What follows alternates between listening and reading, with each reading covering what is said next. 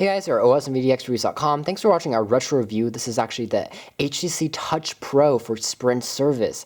If you guys remember, this is actually one of the earliest smartphones that was actually out there and was extremely popular thanks to HTC and their marketing team. And it really started with the HTC Touch Diamond, which around 5 years ago was all the hype. It had this super cool backing that was made out of diamond-like shapes and its rigid plastic construction that was really like a designer phone. And people compared it to the iPhone and stuff. And it was just really a turning point, especially for Microsoft and Windows Mobile, because in the past people were just really regarded it as a ugly professional operating system that wasn't really designed for play, and HTC kind of proved them wrong with their additional HTC Touch Flow 3D interface. And again, the Touch Pro is really the subsidized version of the Touch Diamond and adds a keyboard to it here in the United States. Came with all of the major carriers, especially on Verizon and Sprint. It was very famous and very popular. And actually, this is again, this is CDMA version that I have in my hand right now, the GSM versions took SIM cards, of course, and it had this full QWERTY keyboard, had a resistive touchscreen that had a resolution of 480 by 640 pixels, and it came at a size of 2.8 inches, so it was quite small as well, even though it was definitely enough to get the stuff done in terms of browsing the web and checking emails. It had Wi-Fi, it had 3G, it has Bluetooth, all of those features we've come to expect. It has handwriting recognition. It also has a on-screen keyboard in case you don't want to use a physical keyboard on here. And as far as a volume rocker and a 3.5mm headphone jack, though, HTC built in a proprietary one, so you had to have an adapter in order to listen to music with your favorite pair of headphones. And also on the back, you have a 3.15 megapixel camera with autofocus and an LED flash. It also had a GPS support, so no full GPS, but you could use Google Maps and get your stuff done as long as you had a connection to your wireless carrier. As far as pricing, this thing actually came at $199.99 with a 2-year contract, so it was actually pretty inexpensive. And again, it ran on Windows Mobile 6.1 originally. And also had a full accelerometer on here, so you could rotate the screen size and it would automatically rotate itself accordingly. Now, the HTC Touch in yesterday's standards, yesteryear's standards, and even in today's standards, it's quite a fingerprint magnet. You can see that after interacting with it, it has a lot of smudges on it, which is unfortunate.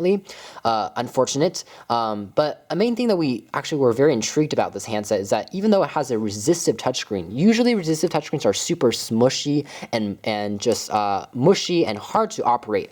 But surprisingly, HTC did a really good job on this phone, and you couldn't actually feel any give when you pressed down on this handset. As a result, it actually performed quite like a capacitive one. It was hard and rigid and not, super pressure sensitized, so that if you press down one part of the screen, the entire screen kind of wops down. This is actually hard plastic. Again, kind of like a piece of glass, which is something that's pretty unique. It's also a mirror though, so if you are planning to use this under direct sunlight, you would obviously get a lot of glare to it.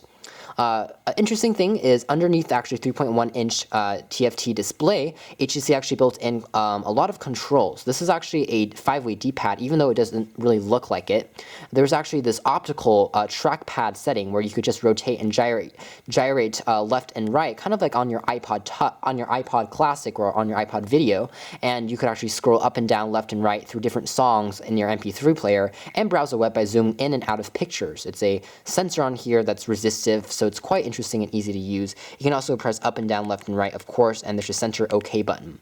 There's also a home key, a back key, and of course a talk and end key on here.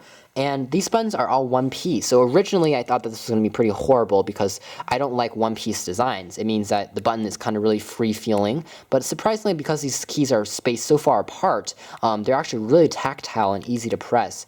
And even in today's standards, I do believe that the HTC Touch Pro is quite a good-looking handset. It looks extremely minimalistic and glossy and just attractive overall. Even though it's made entirely out of plastic, it just feels solid in your hand, very much like to the HTC standard of making phones.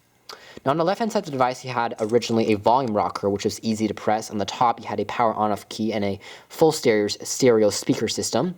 And on the right, you just had a access for the stylus. An interesting thing here is actually the stylus is a magnetic design. What that means is that it's actually this phone has a magnet in here, so when I actually slide the stylus in and I don't need to go exactly all the way in, it automatically kind of goes in by itself, and it's a great feature because it feels really good, and you're not going to lose your stylus when it's in your pocket or purse because it's going to stay in place quite well. On the bottom, you had a charger jack and microphone, again, that also doubles as your jack for your headphones. You had to have an adapter that came included. On the back, of course, there was our camera. I've removed the back cover for you guys to see. This is where the battery would go. And of course, you had the micro SD card that would be accessed behind the back cover, so you had to remove it. And of course, since this isn't the unlocked version of the HTC Touch and Touch Pro series, it doesn't have the diamond-like back. It's actually a flat back, which is quite boring. A quick look at the keyboard. It's actually spring-loaded, so it's easy to take in and out.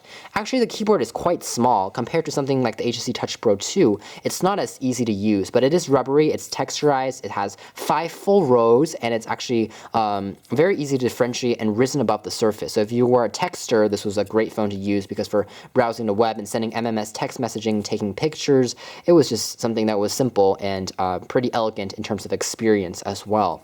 However, again, if you had larger fingers, you can definitely see how one thumb could kind of cover up the entire phone, since this is such a small handset with only a 2.8-inch screen, not a 3.2-inch stuff or anything like that. So again, a complex phone with a lot of class.